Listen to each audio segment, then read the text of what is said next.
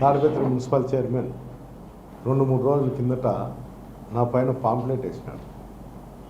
అంటే ఎలక్షన్ ముందు నీ ఆస్తి ఎంత, ఇప్పుడు ఆస్తి ఎంత అని వేసినాడు. దాంట్లో కొంతమంది మా బంధువులు ఆస్తులు కూడా దాంట్లో కలిపి పాంప్లెట్లు వేయడం జరిగింది. ఈ పాంప్లెట్ల సంస్కృతి ఎప్పుడు వస్తుందంటే, మనం దిగజారి ఉనికి కోల్పోయి మన ఇంటి దగ్గరికి ఎవరు కార్యకర్తలు రాక మనం బజార్లో పడి ఏమి దిక్కుదోచని పరిస్థితుల్లో ఎదుట మీద ఏదన్నా మాట్లాడాలన్నప్పుడు ఈ పాంప్లెట్ సంస్కృతి ఉంది. నాకు ఉండే అవగాహన కానీ నాకుండే పరిజ్ఞానం ప్రకారం నా ఆలోచన అది. ఈరోజు ప్రభాకర్ రెడ్డి అనే వ్యక్తి ఇంత నీచమైన సంస్కృతికి తోడ్పడినాడంటే అది అందరూ తెలుసుకోవాల్సిన విషయం. ఇంకోటి ఏమంటే, పెట్టుబడి లేకోకుండా ఒక చార్టర్ అకౌంట్ నాకు దొరికినాడు అనుకుంటున్నా, ఒక గుమస్తా దొరికినాడు అనుకుంటున్నా.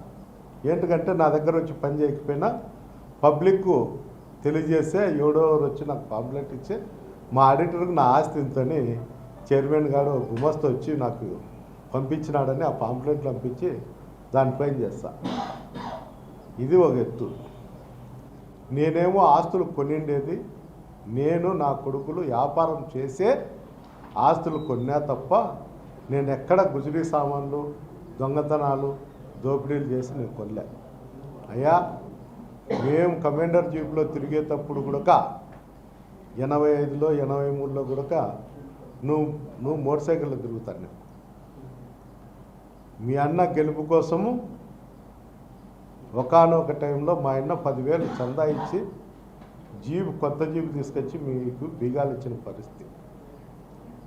తాడిపత్రి కాన్ఫరెన్స్లో ఎంతోమంది ఇళ్ల కాడ అరుగుల మీద వండుకున్నారు. మీరు చందాల కోసము, వాళ్ళ ఓట్ల కోసం అరుగుల మీద తెల్లారుజాము 4 గంటలకు పోయి మీ అన్న అరుగు మీద పెట్టుకొని ఆ రైతు లేసేంత వరకు, మోతబారు రైతు లేసేంత వరకు అడక్క తినేదానికోసం, అది చందా అనుకోవచ్చు, మీరు అడక్క తినేదానికోసం కావచ్చు, తెల్లారుజామున పోయి పండుకొని డబ్బులు ఇప్పించుకొని చందాలు ఇప్పించుకొని అయ్యా బాబు మీరు నాకు ఎలక్షన్ చేయండి అనే పరిస్థితి నుండి ఈరోజు అదే నాయకులను అదే కార్యకర్తలను తిట్టే స్థాయికి ఎదిగినారు.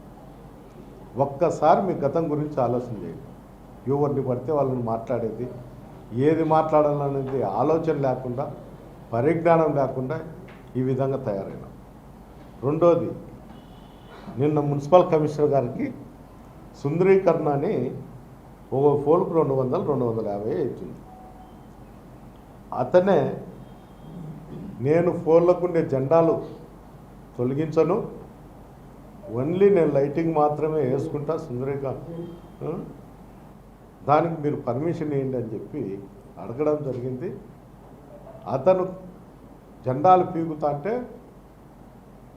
పోలీస్ అధికారులు, మున్సిపల్ అధికారులు తీయాకండి అంటే పోలీస్ అధికారులకు అప్పట్లో ఇతను లెటర్ చూపించడం లేదు కాబట్టి ఇట్లా తీసి కాంట్రవర్సల్ చేయొద్దండి, తాడిపత్రిలో ఏదన్నా ఉంటే మేము తీసేయిస్తాం మున్సిపాలిటీతో మాట్లాడని చెప్పిన దానికి ఈరోజు మళ్ళా కూడా పోలీస్ అధికారులను బెదిరించే ప్రయత్నం చేస్తాను.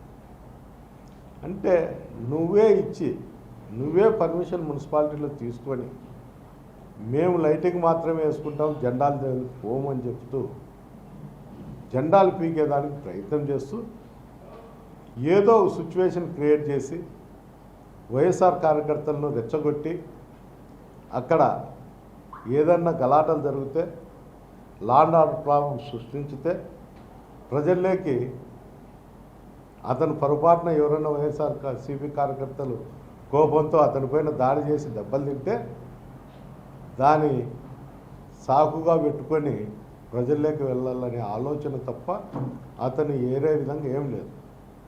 కానీ అతను ధర్నా కూర్చునేటప్పుడు మాత్రం నేను లైటింగ్ వేస్తా అంటే ఎమ్మెల్యే అడ్డపడతాడని చెప్తున్నాడు తప్ప అక్కడుండే జెండాలు తొలగిస్తా అంటే వైఎస్ఆర్సీపీ కార్యకర్తలు అడ్డుపడతాడు అనేది చెప్పడం లేదు. అంటే ఎంత తెలివిగా అధికారులను కావచ్చు, ప్రజలను కావచ్చు, ముబ్బి పెట్టే కార్యక్రమంలో అతను ఉన్నాడు. ఎలక్షన్లు 4 నెలలు ఉన్నాయని ఆలోచనతో చేస్తున్నాడో, సంవత్సరం నుండి ప్రతిరోజు ఏదో విషయం పైన అది ఈ విషయంలో మనం చేయాలా లేదా అన్న ఆలోచన లేకుండా ప్రతిరోజు మీడియా మీద కూర్చోవడం, లేకపోతే యూట్యూబ్ ఛానళ్ళలో పిలుచుకోవడం, పోలీస్ స్టేషన్లలో అధికారులను బ్లాక్మెయిల్ చేసుకుంటూ బతుకుతాను. నేను ఇప్పుడు స్పష్టంగా చెప్తాను, నేను నా కష్టాజీతంతో నేను నా ఆస్తులు కొన్నా. ప్రభాకర్ రెడ్డి కష్టాజీతంతో ఆస్తులు కొన్నాడేమో. ఒక్కసారి చర్చకు రమ్మను. ప్రతిసారి నేను ఈ చర్చకు రమ్మని నేను ఏంటికి చెప్తానంటే, అంతో ఇంతో ఎప్పుడో ఒకసారి అతను టెంప్ట్ అయి నేను వస్తాను అని చెప్పి మీడియా మిత్రులకు పోలీసు అధికారులకు చెప్తారేమో అని ఎదురు చూస్తాండా. ఏంటంటే ఒకసారి చర్చకు వస్తే అతని బతుకు ఏమిటో అనేది ప్రజలకు తెలియజేయాలనేది నా ఆలోచన. ఏమో అతను చర్చకు వచ్చినా చర్చకు రాకపోయినా నా వయసులో తాడిమిత్రులు ఉన్న వాళ్ళకి అందరికీ వాళ్ళ బతుకుల గురించి తెలుసు. వేరే వాళ్ళకి ఇప్పుడు పిల్లలకు తెలియకపోయినచ్చేమో, కానీ వాళ్ళ జీవనం ఏ విధంగా సాగుతుండాలి అనేది అందరికీ తెలుసు. ఈరోజు కూడా వాళ్ళు ప్రజలతో సంబంధించిన మున్సిపాలిటీ సొమ్ముతోనే వాళ్ళ ఇంట్లో ఈరోజు అన్నం తింటారనేది కూడా ఆ సొమ్ముతోనే. ఏంటంటే దాదాపు 20-23 రూములు బినామీ పేర్లతో వేసుకొని అది నామినల్ రేటుకి వేసుకొని 20,000 రూపాయలు 25,000 రూపాయలకు బాడిగలు ఇచ్చి ఆ పై అమౌంట్తోనే వాళ్ళ సంసారం ఈరోజు జరుగుతుంది. వాళ్ళ దగ్గర డబ్బులు లేక కాదు, ప్రజల సొమ్ము ఏ విధంగా దోచుకుంటా అంటారనే ఉదాహరణ కోసమే ఇది నేను మీకు తెలియజేశాను. 20-25 రూములు బినామీ పేర్లతో ఉన్నాయి. గతంలో ఇదే బినామీ పేర్లతో ఉండే వాళ్ళకే 2.5 కోట్ల రూపాయలు మున్సిపాలిటీలో కౌన్సిల్లో పెట్టి క్యాన్సిల్ చేయడం కూడా జరిగింది. అంటే ఎంత నీచమైన వ్యక్తులో ఒకసారి తాడిపత్రి ప్రజలంతా కనుక్కోవాలి. అంటే అతను చెప్పేది నిజమా అబద్ధమా, లేకపోతే ఏం జరుగుతుంది అనేది క్లారిఫై చేసుకోవాలి. అంటే పద్దెని లేస్తే నాకు అంత ఓపిక లేదు. అతను మాదిరి పద్దెని లేస్తే ఒక పని పెట్టుకున్నాడు. ప్రజల్లోకి పోరు కానీ మీడియానో యూట్యూబ్ ఛానళ్ళలోనో ఒక 5-6 మందిని వ్యక్తులను పెట్టుకొని అడ్డం వచ్చినట్లు అందరి మీద రెచ్చగొట్టే దొరలతో మాట్లాడతా వాళ్ళకు తెలుగు కూడా మాట్లాడరాని భాషతో మాట్లాడిస్తాను. నాకేం ఇబ్బంది ఏం లేదు. అది ఎప్పుడోసారి దాని మూల్యం దాన్ని చెల్లించేదానికి మేమైతే సిద్ధంగా ఉన్నాము. ఇది టైం కాదనే కోరుకున్నడం జరుగుతుంది.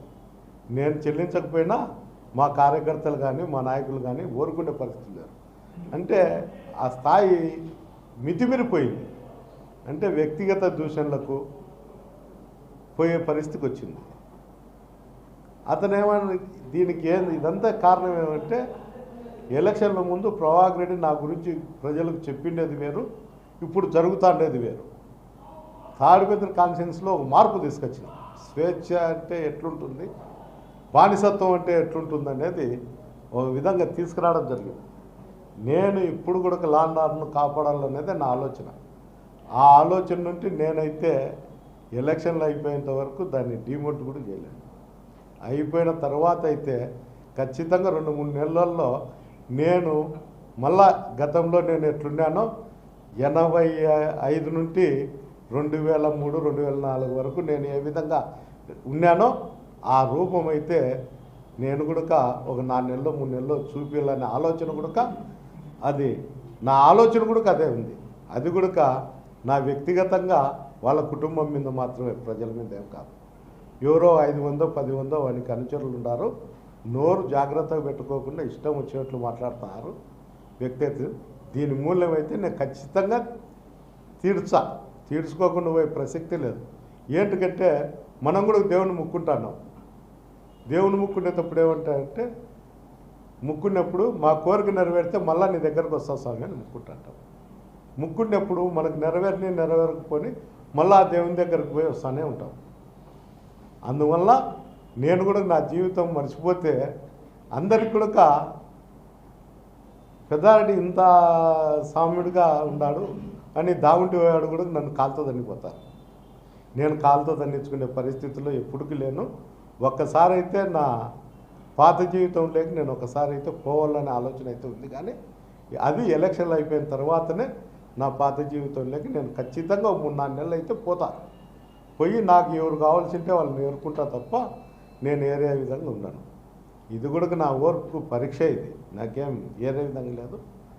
అది చిన్న సామాన్యునికి కూడా నా లాంటి పరిస్థితి వచ్చే వాడు ఎప్పుడో ఈ రోజుకు ఘర్షణకు దిగేవాడు, కానీ నేను దిగను. ఇప్పుడు పోతే నష్టం ఏముంది అని అడగచ్చు. ఇప్పుడు పోయి డిస్టర్బ్ చేసి ఇన్ని రోజులు నేను మంచిగా ప్రజలతో అందరికి ఉండి డిస్టర్బ్ చేసి వాడు ఆగింతం చేసి బజార్లోకి వచ్చాడు, గుడ్డలు దించుకొని ఇంకోటి ఊరికి నేను బజారుకి పోతానే అతనికి బట్టలు దించుకొని ఎమ్మెల్యే పోతా నన్ను కొట్టిపోయినాడని. అందుకనే సానుభూతి అతనికి తెచ్చేదాని పరిస్థితుల్లో నెగిటివ్ పరిస్థితుల్లో లేను. అందువల్ల ఎప్పుడన్నా ఎవరన్నా కానీ వాళ్ళ వ్యాపారం వాళ్ళ వృత్తి రూపకంగా సంపాదించుకుంటారు, కానీ ఎవరు సంపాదించుకోకుండా పోయేవాడు సామాన్యుడు కూడా ఒకప్పుడు రిక్షా పెట్టింటాడు, ఇప్పుడు ఆటో పెడతాడు, మళ్ళీ ట్యాక్సీ పెడతాడు, మళ్ళీ బస్సు పెడతాడు, ఇంకోటి పెడతాడు ఉంటుంది. నీ దగ్గర ఏమున్నది? బ్రాండ్ షాపుల కాడ 1000-100 అడుక్కుంటాను నేను. ఏరే బస్సు ఓనర్లతో టైర్లు అడుక్కుంటాను నేను. తాడిపత్రిలో అందరికీ తెలుసు నువ్వు అడక్క తినే చేష్టలు. నువ్వు ఈరోజు 10 రూపాయలు సంపాదించుకున్నా కూడా నువ్వు మున్సిపాలిటీ మీద ఆధారపడే, ఆ రూముల మీద ఆధారపడే నువ్వు జీవనం సాగిస్తావు. నువ్వు అందరి గురించి మాట్లాడితే నీ బతుకు గురించి అందరికీ తెలిసే నువ్వు కూడా మాట్లాడతావు. నీ చేతనైతే మున్సిపాలిటీ డెవలప్ చేస్తాడా అని చెప్తాను. ఈ రోజు కూడా నేను మున్సిపాలిటీకి నువ్వు టెండర్లు పిలిచా అని అబద్ధం చేసి కమిషనర్లకు చెప్పి నేను వర్కులు చేయించిన కమిషనర్ చేర్చంటే ఈ రోజు కూడా డ్రైనేజ్ క్లీనింగ్లు నేనే చేస్తాను. ఈరోజు నేను కూడా శాలరీలు ఇస్తాను 10 మందికి. నువ్వు ఏ రోజైనా కానీ నేను చేతుకుండా 10 రూపాయలు డబ్బు పెట్టినావా? అమృత స్కీమ్ కింద ప్రతి ఇంటికి కుళాయిలు తీసుకొచ్చాను. దాని మీద నువ్వు ఇన్సెల్ లేకుండా కౌన్సిల్లో పెట్టి నువ్వు కూడా నేను తాడిపత్రి ప్రజలకు రుణపడి ఉండా, మమ్మల్ని 30 సంవత్సరాలు మమ్మల్ని ఈ స్థాయికి నిలబెట్టారని చెప్తాను. సిగ్గుండాల మాట్లాడేదానికి కూడా. నీకు సిగ్గు రోషము ఉంటే నువ్వు ఖచ్చితంగా అమృత స్కీమ్ మీద నువ్వు కౌన్సిల్ పెట్టి నువ్వు ఇన్సెల్ వేసి టెండర్ పిలుపుకో. నువ్వే కావాలంటే టెండర్ వేసుకో.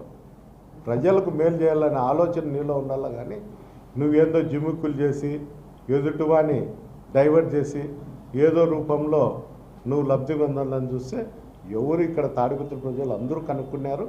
అందరికి కూడా పరిజ్ఞానం ఉంది.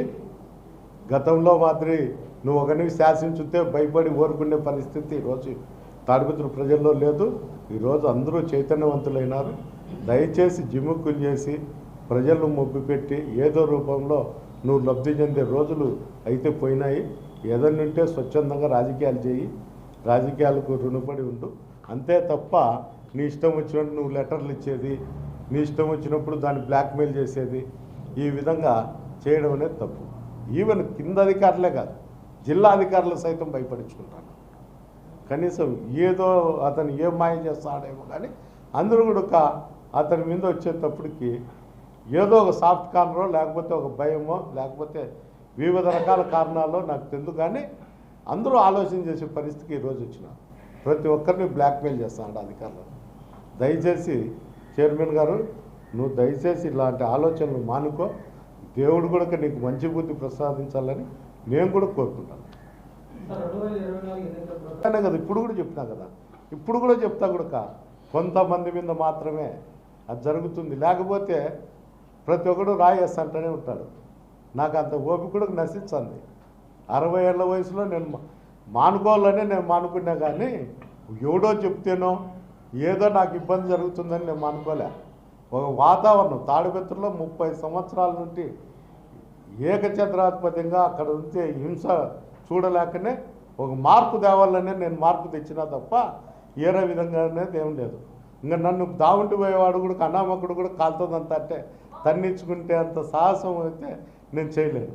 తిరిగి కొట్టే సాహసం కూడా నాకు ఉంది. నేను ఆ వేట మొదలు పెట్టినప్పుడు తట్టుకునే శక్తి అవతలని కూడా ఉండాలి. ఏ పార్టీ వచ్చినా కూడా నేను మొదలు పెడతా. ఇప్పుడు కూడా చెప్తాను, ఇది మెన్షన్ చేసుకోండి. తెలుగుదేశం కాదు, వైఎస్ఆర్ కాదు, జనసేన కాదు, ఏ పార్టీ వచ్చినా ఎలక్షన్ అయిపోయినాక 2-3 నెలల్లో నేను వేట మొదలు పెడతా. అది కూడా కనుక్కోండి. ఇప్పుడు భయపడితే భయపవాడు పిరికి పొందా, భయపడకుండా ఎదుర్కొన్నవాడే ధైర్యవంతుడు. అదే అతని విజ్ఞతకి వదిలిపెడతా. భయపడుకోకుండా ఎదుర్కొంటాడో భయపడి ఊరుకుంటాడో అది. మా గవర్నమెంట్ వచ్చానే నేను ఎదుర్కొంటా చెప్పడం లేదు కదా. ఏ గవర్నమెంట్ వచ్చినా 4 నెలల తర్వాత నేను మొదలు పెడతా, చేతనైతే ఎదుర్కో అని చెప్తాడా. అది నేను చెప్తాను. మా గవర్నమెంట్ వచ్చానే మేము వీరులము సూర్యులు అని చెప్పడం లే. అతను కూడా కనుక్కుంటా అనొచ్చు, వాళ్ళ గవర్నమెంట్ ఉంది కాబట్టి వీడు మాట్లాడతాడని. నేను ఖచ్చితంగా ఏ మాట మాట్లాడినా దానికి కట్టుబడి ఉంటా. నేను దాంట్లో ఎలాంటి పరిస్థితుల్లో కట్టుబడుకొని ఉన్నాను. నేను ఒక రైతు బిడ్డను కాబట్టి నాకు నీతి నిజాయితీ తెలుసు కాబట్టి పంటలో పురుగు పడితే ఏ విధంగా తీసేయాలో, రాజకీయాల్లో కూడా భ్రష్టు పడితే ఏ విధంగా తీసేయాలో నాకు బాగా తెలుసు. అందుకనే నేను ఈ వర్డ్ కూడా వాడిండేది, లేకపోతే వాడను.